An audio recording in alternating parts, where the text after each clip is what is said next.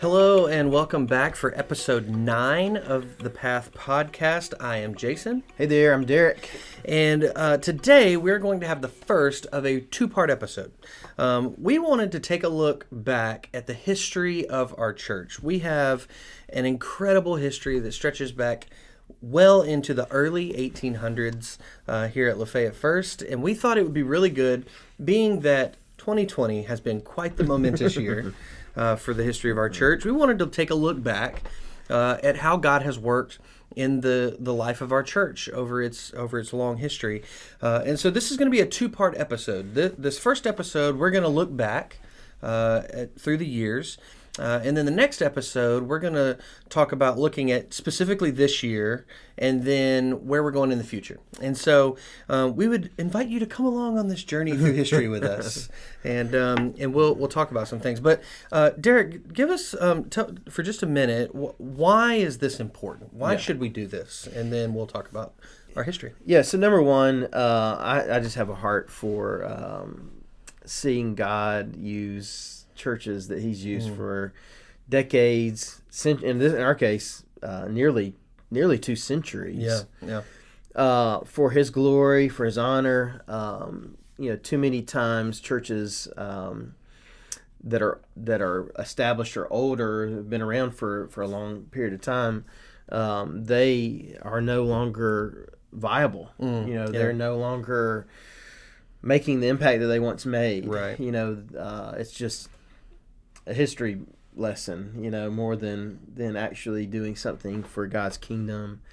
And so that's an area of thought and idea that I've studied for my doctoral program for the past 3 years, called church revitalization. I've read books prior to that, and it's just something that's on my heart. I want to see churches be able to reclaim the glory for God that they once had, and so I think it's important to know the history, of your church, so that you can kind of build off of some of the cool things that made this congregation what it is today. I think too often, we kind of want to forget about our history rather than use it to learn from it and to build off of it. And so that's kind of the point there. A lot of this study I did when I first came just because I like it, but also because I had to write about it in my doctoral program. And so, it's something I'm interested in. And then our church has done a really good job of preserving a lot of the history from 1835 till now. And so I hold in my hand now, if you're listening, you'll be able to see this on the video, or you can come look at it in our library or check it out in our history room we have, heritage room. But I'm holding volume 1 of the history of the First Baptist Church of Lafayette, Georgia. This was built. This was compiled in the late 50s, 1950s, and the published date is 1962. So it takes you from establishment of the church to the early 1960s. And then we also have volume 2, which actually is larger. I haven't looked at it as much. It's not. I just haven't got to it yet. So right. I have looked at it some. But volume 2, that was written in the 80s. So this is 1960 through 1984. How old were you? I was 1 year old in 1984. I was 3. And so we don't have. We are missing from 84. Any compiled? No, there we have the history. Sure, we have. It's in our heritage room, but it's not compiled in a volume. And so these are readily available to anyone. They can check them out from our church library, or also just go into the heritage room and grab a copy and start reading. You have to leave it there, I think. But but these copies stay in my office. So because I like to kind of check in things. When we had this historic pandemic, we haven't had a pandemic in 101 years, 102 years, right? So I thought, well, hey man, our church compiled the history from that time. Surely if this thing was as bad as the 1918 pandemic is as bad as the 2020 pandemic, then surely there's information about it. There's not a bit, but I did look and try to find that when that began happening. What did the church do? Did it not have to meet for a while? How did it operate? It doesn't say. So it doesn't mean it's not there. In fact, one of the things we realized is that for 25 years they lost the original documents, and they were lost in 1933, or they just weren't thought of, really. They weren't lost, but they didn't find them again and read them again until 1958. Yeah, when they started to compile for volume 1. That's when they started compiling this. And so, I imagine that was one of those things that just kind of slipped through the cracks. And that's why we wanted to have this podcast, to not only look back, but in the second episode, to look forward, to make sure that we don't forget to put all the crazy stuff that's happened this year and from 1984 on too. That, there's stuff that we want to capture and understand and learn. And ultimately we'll talk about this in the second episode of this 2-part series, is that ultimately our goal would be to create volume 3. Absolutely. And move on from there. But I think it is really important to look back and think about the fact that we have this 185-year history in Lafayette, Georgia. And so we wanted, as we looked back and saw what was happening at that time through the years, we asked ourselves the question, what are people 100 years from now going to be saying about what's happening at our church today? Yeah. And so we wanted to look back, and that's what we're going to do. Now, obviously, we could spend days talking about the history of our church over 185 years. There's a lot that has happened. Yeah. However, what we decided to do was we picked 3 historic moments in our church's history. We want to talk about the formation of the church, which happened in 1835. We're going to talk about the building of the first building that our church had, and then the building of the current building that we're in. And we're going to cover a few things in that, but let's just start at the beginning. What a novel place to start, right? Let's do it. So talk about for a second about the formation of our church, which occurred in 1835. Yeah, so July 7th of 1985. No, 1835. 1835, thank you. I keep doing that. Of 1835. Yeah. A group of individuals that already been in discussions and those kind of things met to write the Articles of Confession, Articles of Faith. Basically, their governing document on doctrine and what all they believed. They did that July 7th, and on July 11th they presented that, and they brought in elders from Rome, another elder from Cass County, which we're assuming could be currently Whitfield County. Yeah.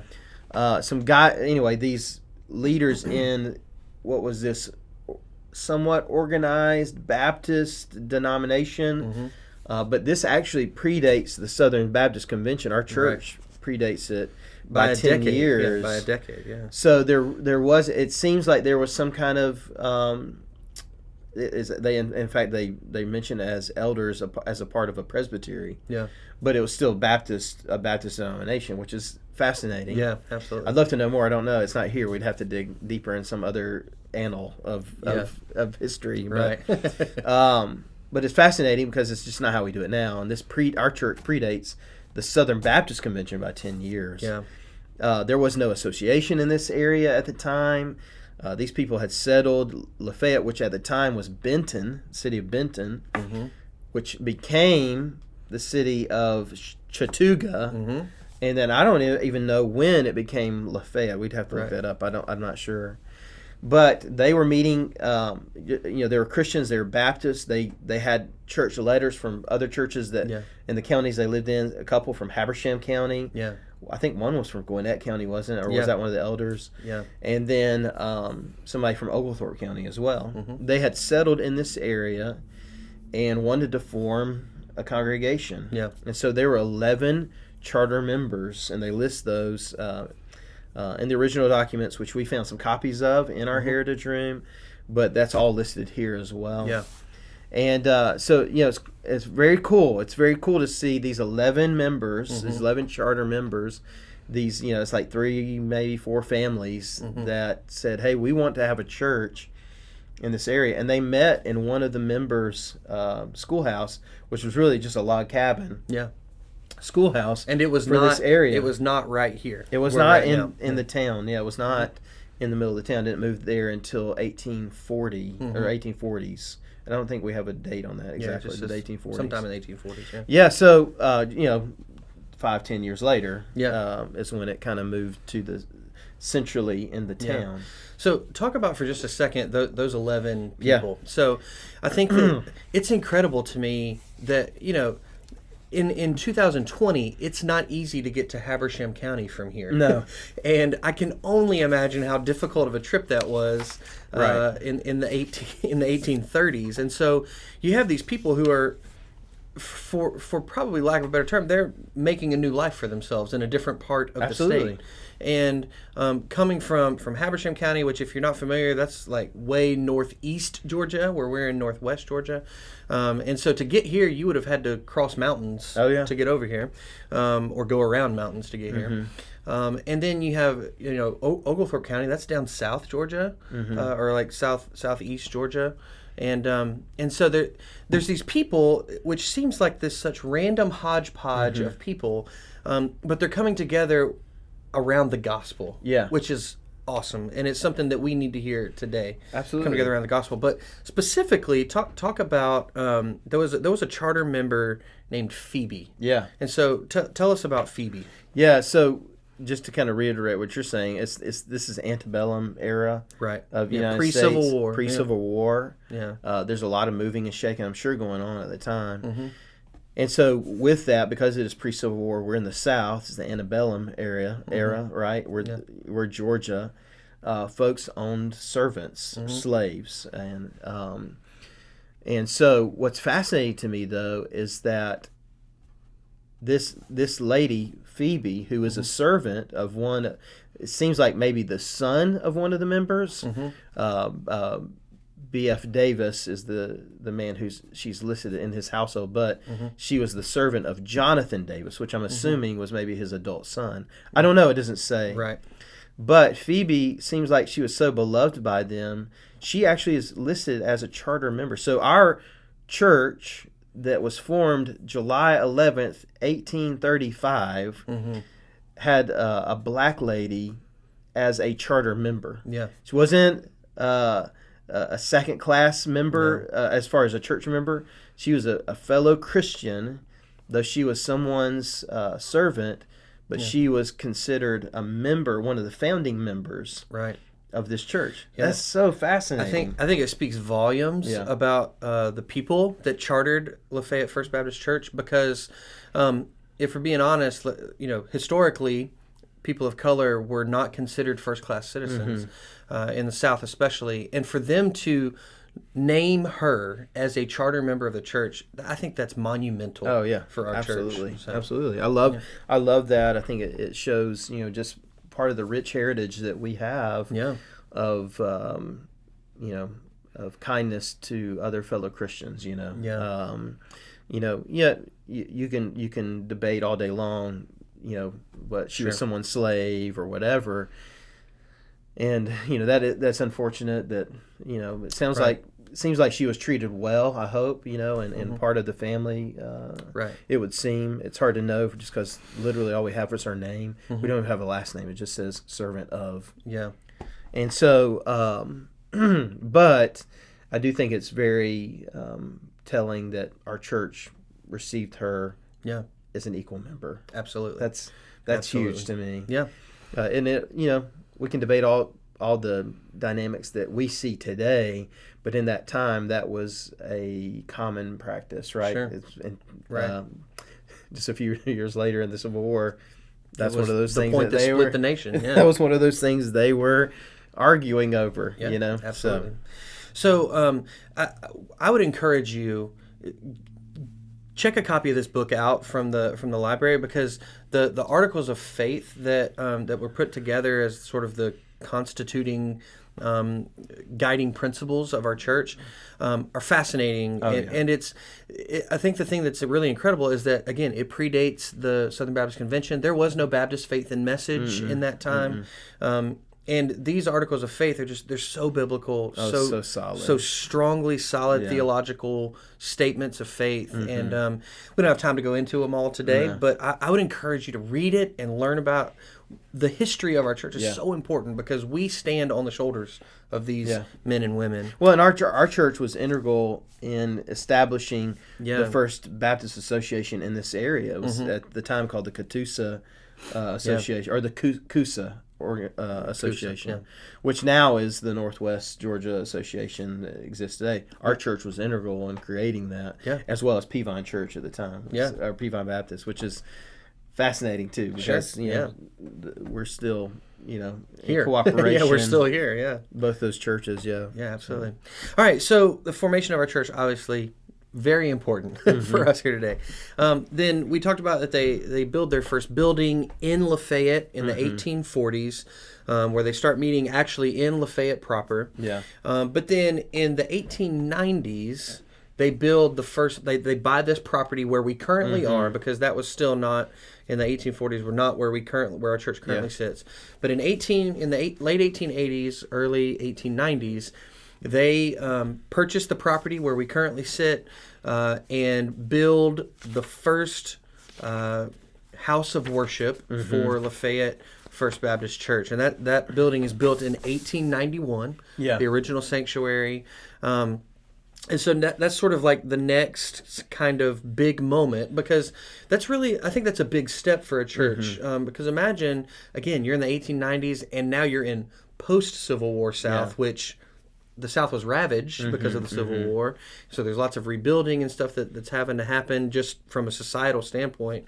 But for our church to make the step of investing a ton of money into purchasing property and building a building, that's a really big moment for our church's history. Yeah. Well, and they raised it. They didn't even dedicate the building until 7 years later, once they paid it off. Yeah, absolutely. So it's fascinating. 1891 or 1891. I get getting those mixed up. October 26th, they built it. And it was fascinating. Like the pastor at the time that brought about this change and this desire to have this 40 by 60 sanctuary. He put a message in the Walker County Messenger, which still exists. Yeah, the newspaper. Yeah, and it says, "Dear brethren, I take this method of asking a very general attendance at our next conference meeting, as there will be an important matter of business before the church on that day, the proposition to build a new house of worship. Will our brethren, one and all, come out that day? Very truly, your pastor, J.J.S. Calloway." So he put it in the paper. Yeah, it was a big deal. And it says that it was actually pretty good attendance, because they voted that day to move forward with it and to make this building that was going to cost $3,500. Yeah, that's fascinating. Which in 1891, that's a ton of money. That's man. a lot of money. That's a lot of money in 1891. Yeah, 72,000 bricks had been delivered. So I mean, there's some cool stuff here that you can see about that initial. It was a big deal, a big building program. Yeah, it said it was a slow and arduous process, which we understand because church, building programs often they're still slow and arduous. They still are, yeah. But they were able to do it, Right. And it says it was really a big feat, because the first Sunday that they were in there, I think there were 57 people there, which was a fairly small number to take such a financial task to hand and all that. So, right. But I think that was kind of a really sticky point. A lot of there are some people in our church that still remember that building. Yeah. Because that was stories the church. Of that building. Yeah. That was the church. I mean, it was added on to some, but that was the church until 1940. Right. And so, we're going to fast forward a little bit now, but we're moving out of the 1800s and the early 1900s. You have the turn of the century, and then the town starts to build up around here in Lafayette, and then in 1940 we have this next sort of monumental moment for the church here in Lafayette. So tell us what happened in 1940. Well, and I think it's important for us to kind of couch this in the whole idea of 2020, right? 2020 has been a difficult year. Absolutely. In a lot of ways, we faced difficulty we never could have imagined. Yeah. And prevailed. God absolutely. Be praised. God is good. Yeah, absolutely. And still, we're still going through it, but are still prevailing. Yeah, we're still in it. Yeah. Yes. Yeah, let's not forget that. Yes. Yeah. But in 1940, it was January. It snowed, and people were awoken to a fire and to the smoke and to the fire alarms. Yeah. And unfortunately, it was Lafayette First Baptist Church that was on fire. Right. And so we have photos in the history room of the billowing smoke and the snow on the ground. And but tell us the story of something really cool, just to show God's faithfulness that happened as a part of what happened in that room, in that church, when that fire happened. Yeah, absolutely. So that was January 1940 that it burned, and as you can imagine, so much was damaged. Right. But right now, the pulpit that was in the 1891 sanctuary was built.